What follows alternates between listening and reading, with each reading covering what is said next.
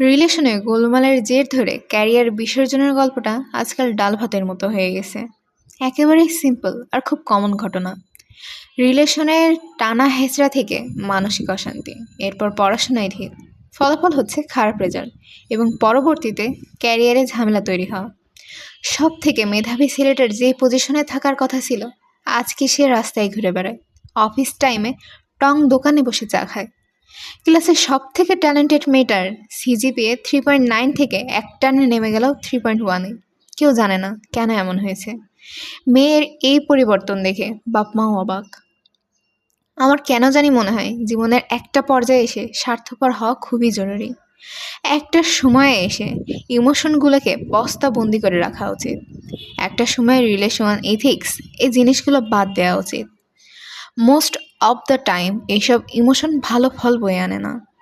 ছ্যাঁকা খেয়ে ব্যাকা হয়ে PCS cadre হওয়ার যে গল্পগুলো প্রচলিত আছে, এগুলো খুবই কম মানুষের জন্যই প্রযোজ্য।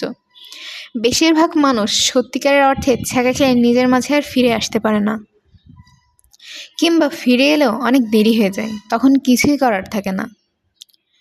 মনটা হইতে হবে ইস্পাতের মতো। গার্লফ্রেন্ডকে আরেক ছেলের সাথে দেখার জন্য প্রস্তুত থাকুন। যে হাতগুলো নিয়ে আপনি খেলতেন, সে হাতগুলো এখন অন্যের দখলে। এইটা মেনে নিন। মেনে না নিলে আপনি ভেঙে যাবেন।